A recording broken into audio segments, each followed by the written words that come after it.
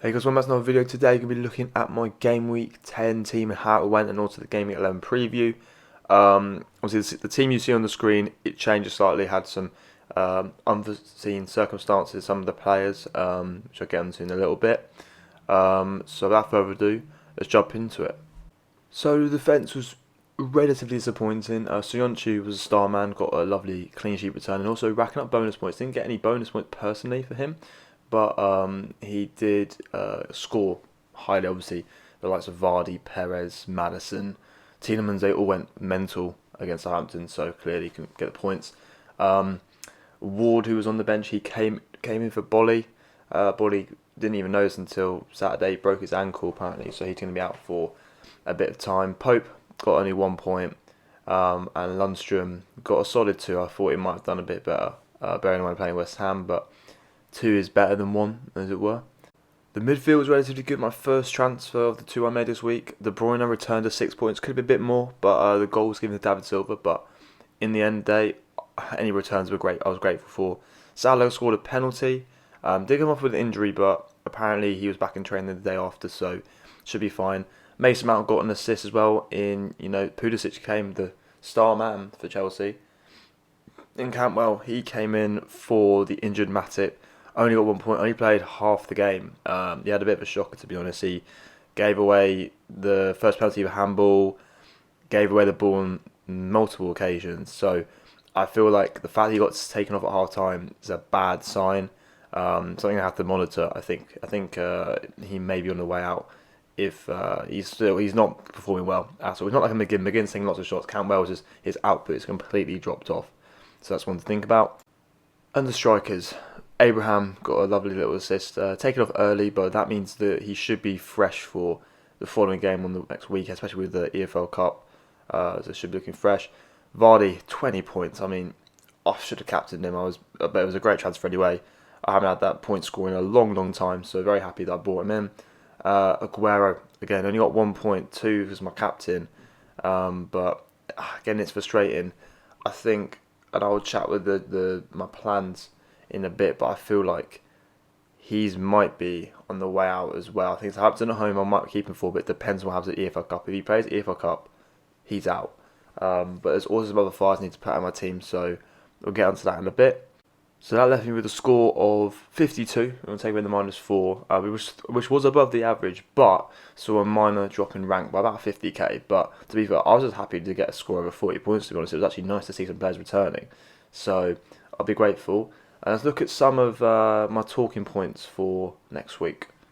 So this is the defence that I've got at the moment starting. So Pope and Lundstrom home for that 0-0. Soyuncu, Palace away should be a clean sheet, but apparently Matip might be out for up to 6 weeks, and as well with Bully, who's injured, who might be out for I think 6 to 12 weeks.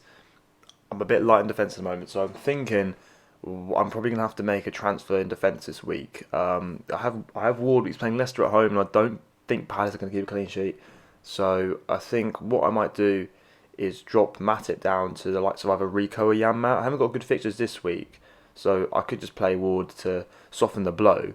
Or even play Rico against a United team which defensively aren't sound, and just see what happens. But yeah, I haven't got the money to go for an upgrade on a Liverpool fullback.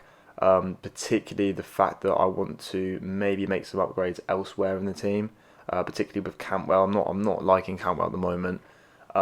So those are considered. Obviously, I will on my Twitter. I will update what I'm going to do my transfers. But at the moment, I think I've only got one free transfer. So once I've got confirmation that Matip is definitely out, and once if a cup game's been played, then I'll make the transfer. So that'll be probably Thursday or Wednesday evening, when I'll make the transfer to see what I'm going to do. But yeah, my defence is quite light at the moment. Obviously, cheaper I think it's better because the clean sheets aren't really showing unless you get a Trent or a Robertson who can get attacking returns. But to be honest, at the moment, there's not really a player that I can see that is returning attacking wise week in, week out. Marcus Alonso has been doing well recently, but I don't trust the Chelsea defence. Plus, I don't think I triple Chelsea, especially because I think their attacking players are the priority. So that's my thoughts defensively.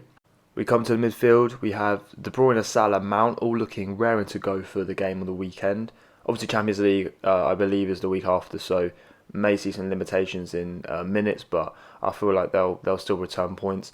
And then that means that if I take Matip out, McGinn I can play without any worries about the Liverpool clean sheet. I think McGinn is getting shots off like so much in the games. I think he averages about 2-3 shots a game, which is exactly what you want. And I think it's only a matter of time until he scores. Should have had an assist last weekend in Gameweek 9, so he's looking good. I think Cantwell has got Brighton away. I don't like Cantwell. He's not playing well. And if I had some more transfers this week, then he would definitely be one of the people going out. But yeah, I'm building towards that, trying to get him out. But I got to prioritise the defence at the moment. But yeah, it's a solid midfield. I think De Bruyne and Salah are good. I think Salah reminded us of the usefulness of the penalties. I think Mane, yes, he can save me 0.5 million now, but it's something I'll probably have to do later on, especially with the blank game because for Liverpool.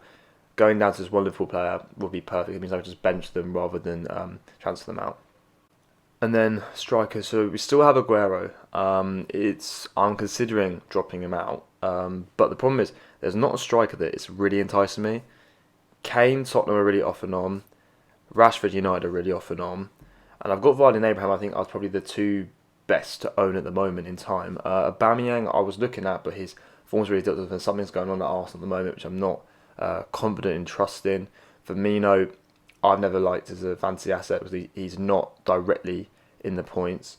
So I'm thinking that if Aguero starts in midweek, he will go out, and I think Kane might just come in. I'm not sure, but I think I might just bring in Kane. I think Everton away, Everton defensively are looking awful, so perhaps you can do it. Tottenham was better on the road.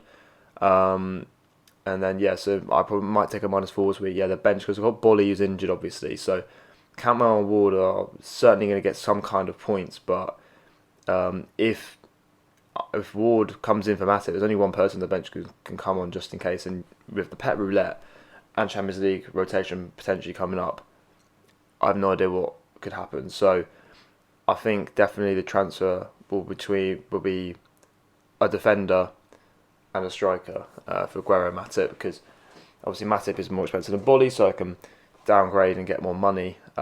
So yeah, I've got to work it out. Got to work out what I'm going to do. That comes to the dreaded captaincy, which I've gotten wrong for about 3-4 weeks now. So I'm hoping to try and rectify it. Currently on De Bruyne, because I know that he's going to start with Abraham Vice. Although Watford they've shored up defensively recently, so I think it might be quite a hard game for Chelsea.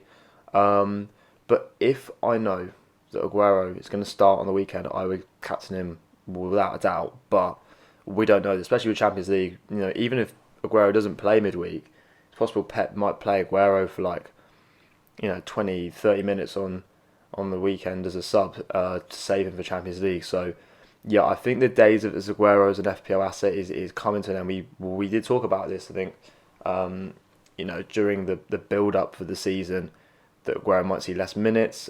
Jesus seems to be more utilised in away matches, and now he got used in a home game last weekend. So we honestly are left in the dark all the time about what's going to happen. So De Bruyne's got the safe captaincy at the moment. I think the Liverpool fixture is quite nice, the way to Villa, but interesting. I haven't gone to Salah as much as I would have done in past seasons, purely because he hasn't been as consistent. I think if you have Mane, I would have definitely captained Mane against Villa. But yeah, and Vardy as well, Palace away is a good fixture on paper, so definitely could be a shout. But I think Palace at home are quite solid, so I'm expecting maybe a 1-0, 2-0 for Leicester. I'm not expecting them to run right like they did at Southampton. We have to think of Southampton as well against City. Either they could turn up and really give City a hard task, or they could just buckle under the pressure again and get smashed. But we don't know. But I'd like to hear your guys' comments. What you think I should do with my transfers. So bearing in mind, I want to take out Aguero and I want to take out Matip. What do you think is the best thing to do? I'm thinking Kane and either Yamat or Rico. Probably Rico. But what do you guys think? I think Watford are defensively better, but the fixtures is what I prefer. Man United at home for Bournemouth than Chelsea at home for Watford. So let me know down in the comments any transfer plans. Obviously United could be one to consider, but they're very, we're unsure of them all the time. But yeah, I hope you enjoyed the video, and check out my Twitter for the final team with all the updated transfer information, and I'll catch you in the next video.